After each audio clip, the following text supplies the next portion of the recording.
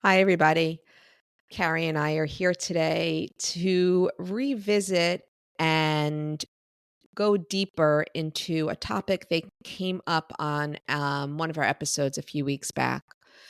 The term was introduced to our conversation failure to launch. And that really brought up a lot of feelings from our listeners. We had people asking us to go deeper into that topic. So, Carrie and I are going to do that today.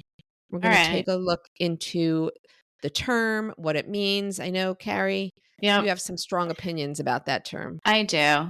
I really, really dislike the term failure to launch because why is it considered a failure for a teen, a young adult to change their path?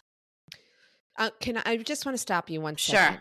Let's just talk. What is it supposed to signify? The term failure to launch. Okay. The term is more of like a textbook phrase. There's been books written on it, and I've read actually a really good one by Dr. Mark McConville, but it's a term that signifies that when a young adult, so let's just say 18-year-old, 19-year-old, leaves the house to go on their path of adulting, Okay. that it doesn't work out or that they don't leave the household or they don't transition from being a teenager to an adult. Like there's some part of they're stuck, they can't move forward, they're paralyzed, they just can't do it independently on their own. That's the word, independently. They cannot do, they're still dependent on mom and dad for help. Correct. Correct.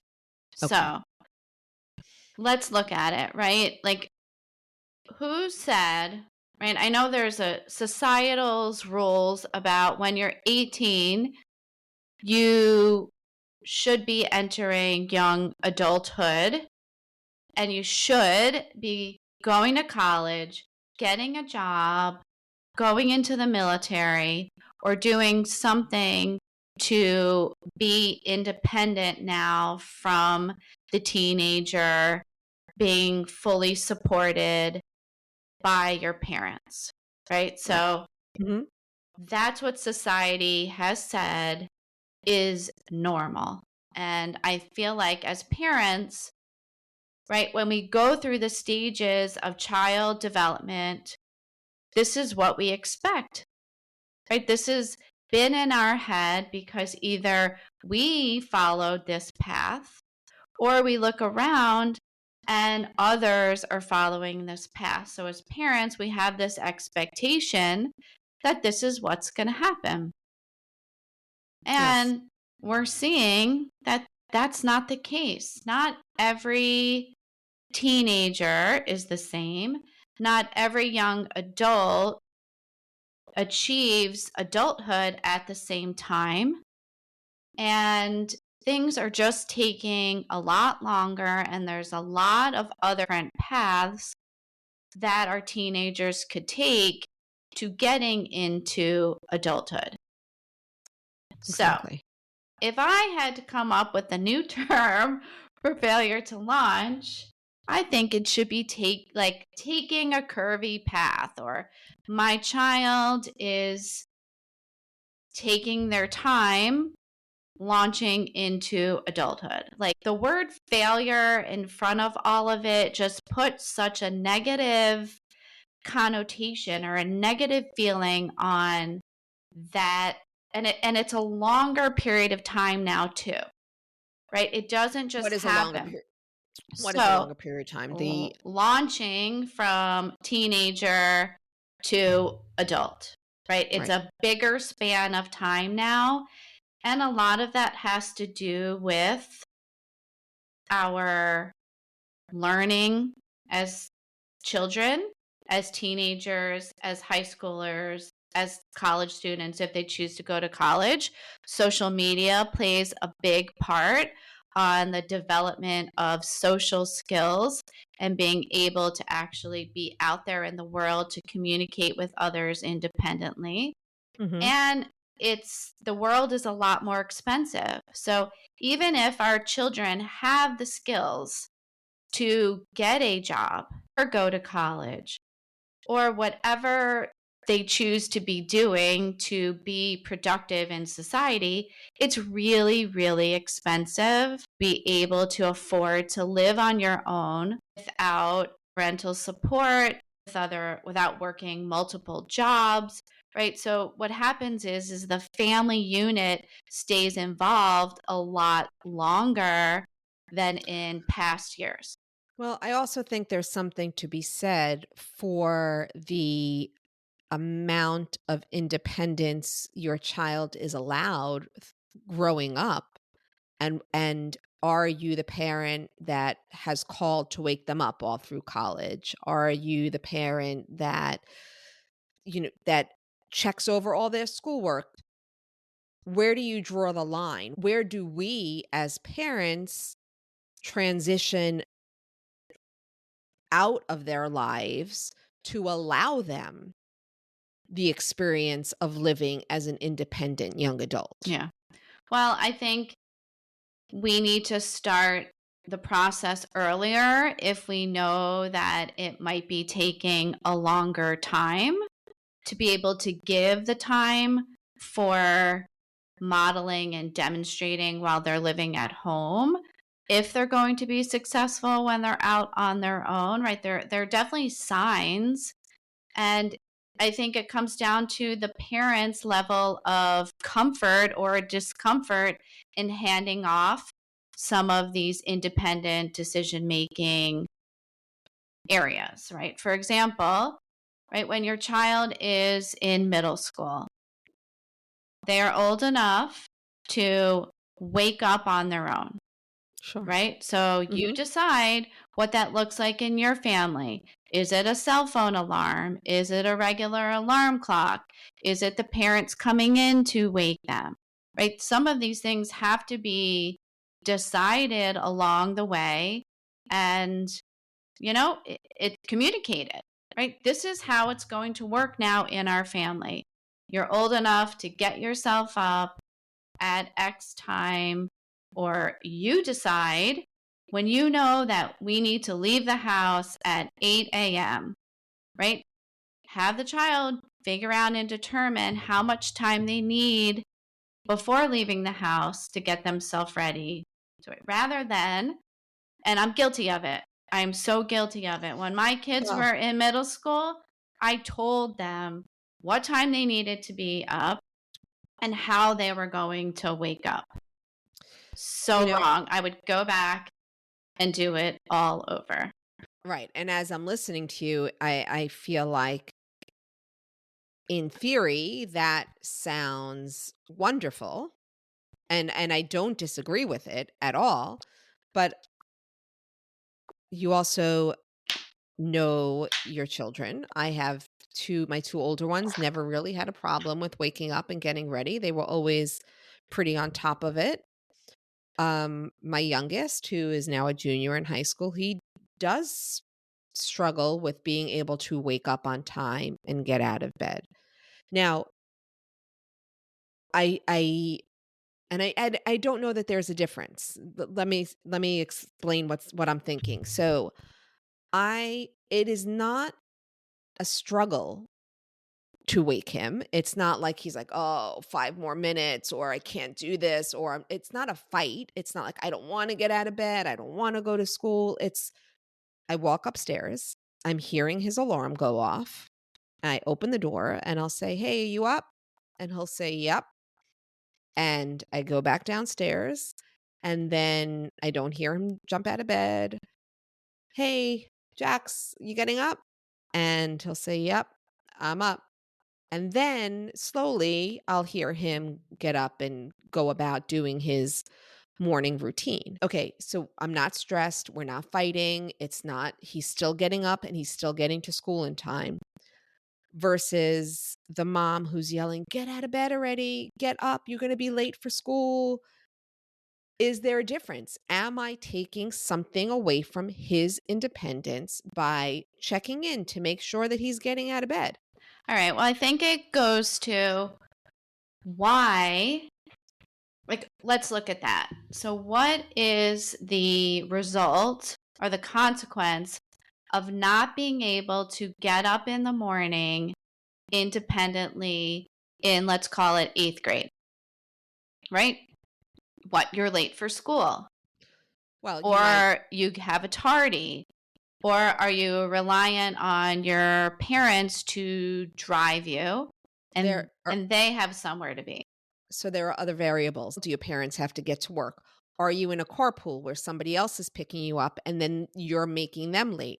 Are you getting a bus and then you're going to miss the bus and then still have to find another? So it's not a straight path for everybody. Correct. But what the parent needs to do is to kind of walk through those scenarios with the child. Like, let's talk about it, right? And not in that moment, not when you're trying to get Correct. out the door to go to Correct. school. Right? Like Calm, night before before, or before before the school school starts. starts. Yeah. Yep. Or break, right? We're getting almost to Thanksgiving break in a couple of weeks. So start fresh. If you've been waking up your child this entire time, start and have a conversation. Hey, you're old enough now. This is something independently I know you could do, but talk through the scenarios. So, Or I'm sorry to interrupt. I sure, just no, want to go. say it could also be, hey, I don't like the way I feel or the way I sound when I'm trying to get you up and out of bed in the morning. It doesn't feel good for me. I'm sure it does not feel good for you to hear me yelling at Mhm. you to get out of bed. Can we come up with a plan that's going to make both of our days start in a better, in a calmer scenario? Yep, I love that one. And really talk about the consequence. So, if it doesn't happen, then you will ride your bike to school, or you will walk to school, or whatever it is. You have to have plan B, but it can't be that if they miss the bus, you're always going to take them, because you're making this plan B probably more comfortable than plan A, right? Right. So they will have to feel the consequence of being late, or getting a detention, or tardies, or whatever the consequence is at school, to want to be able to change the behavior. If the parent constantly saves them from their the negative of their, the consequence of their own choice, that they won't learn. That Hmm. habit will not change. And I think what happens is we get into habits because it's comfortable for us. And so the habit continues for our own level of comfort, but we don't really take a look at how that might be holding our teen or child back from Okay. something they can be doing independently. Right. I don't think it's only comfort. Sometimes it just might be a parent looking at it as saying, "Oh my gosh, it's just easier if I just do this." Right. But Instead that, of correct. But but that you're same looking at a way, mindset, yes, you're yes, helping yourself. right, You're not really helping right. your child. But that same mindset of it's just easier will then transfer over onto a number of different decisions and other independent behaviors that, right? Because if that's your feeling, I just want to make, and I know I was there. Like, I believed as a younger parent that I was put here to make my child's lives easier if I could. It was already difficult, right? They're taking challenging classes at school. They Right. have to get up so early to get to the bus, right? Social things are difficult. They're If I playing a could help them in sport, this one or small yes, way. Why wouldn't I? I'm definitely Why guilty wouldn't of I? that. So, Definitely. yeah. All right. So let's talk about other independent skill, or like what other areas can we as parents do to help our children become independent, to set them up so that when they do leave our house at whatever age that is, wherever they're going, that they have the tools in their toolbox to live independently. All right. So for me, I think the freedom of some choices starting at earlier ages can be very helpful in creating a sense of independence. Like the night before getting ready for school, what are you going to wear? Can choose your outfit now.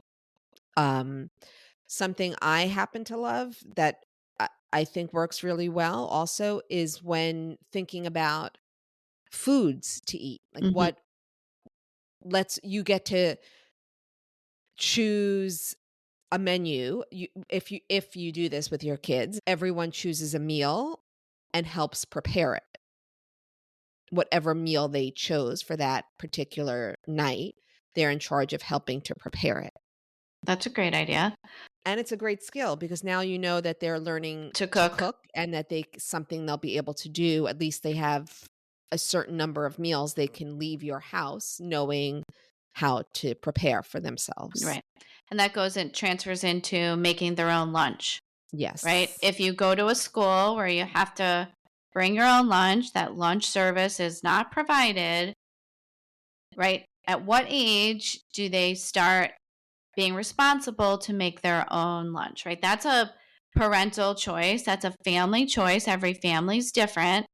And I know that there's probably a lot of parents out there. I definitely was on the fence with this one because I knew if I was making their lunch that I was going to choose some of the healthier options and not just pick anything bagged and processed that was Mhm. already together in the pantry and throw it into the bag or the lunchbox, that I was going to take the time to make something healthier where the kid might be rushed and make a different choice. So Right.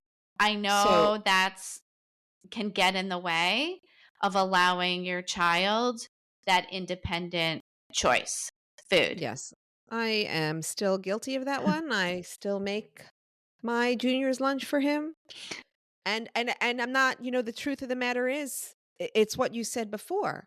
In my mind, I'm helping him. I'm not hindering him from being independent.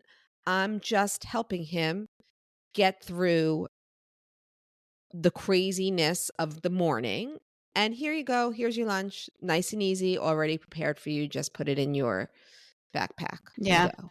And grocery shopping. So I think that, right, when they're young, they have to go with you when they're babies and toddlers, right? Unless you're lucky enough to have a sitter or a nanny. But, most people are taking their kids with them to the grocery store, right? Right. But the kids aren't paying attention at that age where things are in a grocery store. You're just trying to get through the list. Then when they're in school, you grocery shop on your own. But at what age do you involve them back in the grocery shopping so they could learn? When they started driving, Okay. when they got their own license and were independent, because that is a sign of independence, learning how to drive and giving them their own responsibility of driving, they lo loved to go to the grocery store because it was someplace for them to drive to. And when it was new and exciting and they wanted to drive as much as they possibly could, that was when it started for me. So it would be, "Can So you did you go?" give them a list of what you needed them to pick up, or they went on Yes. their own to buy their own food for? No, no, no, not their own food. It would Okay. be, "I need you to go to the grocery store for me. I need this, this, and this." And they were And then happy to do it? yes, happy to do Okay. it, but had no idea where anything was in the grocery store. Then it was the calls of, "Where would I find this? Which brand of this do we use?" But here's the thing. I'm okay with that part because that's also a lesson. You're teaching them. You're teaching them where this stuff is. You're teaching them it's okay to still ask for help when they need it. And you're providing it. Yep. So it's a to me those are teachable moments. Right. We just have to, like, the parents that are very picky about the brand or what the fruit looks like, right? Like a kid's Picking out a probably not picking out a examining good avocado. a good avocado or the strawberries, right? They're just grabbing the first container of Yes, that strawberries is a they good see, point, not for flipping them sure. over. I mean, let's be honest, I still have the issue with my husband, but you got to let that go because the point, like, you're trying to teach the independence. So in the end, it doesn't really matter if half of the strawberries are smashed Or or not looking the way you would choose them. an even better lesson from that is take this back to the grocery store with your receipt and get your money back. Okay. That's a whole nother lesson that kids are petrified of these days, making returns. What do I do? How do I do that? What does that look like? Along with doctor's appointments. Yes. I cannot tell you how many parents share with me that their young adults have issues when it comes to calling the doctor to make an appointment. So, as soon as you can, as soon as your kids are old enough, whatever age that is for you, to make their well checkups, you can sit right by the phone. This is not something that says, okay, here's the doctor's number, go do it. They need to be taught. Same thing with going to the mechanic for the first time with their car for an oil change, a tire, whatever it is. You can't just say, "Oh, well, you're an adult now, you're responsible." They have to be taught these things. And even if you say, "Well, nobody taught me, I figured it out for myself." Okay, that's great, but your kids don't have to. If you're there to teach them, I believe that's part of your job as their parent is to teach them. So, here you go, here's the number for the doctor's office. I don't know what days are good for us. Okay, let's look at your school schedule. You can go this day, this day, this day after school. But what if they ask for the insurance card? We'll put it on speaker. They're going to say, is all your insurance the same? Is your address the same? Which doctor do you want to see? Which office do you want to be seen in? I'm here. We'll put it on speakerphone and we'll do that together. But the Yeah. sooner you have them making their own appointments, when they go off to school or to get a job or to wherever their path leads them next, that is a skill that they're taking with them towards independence. Yeah.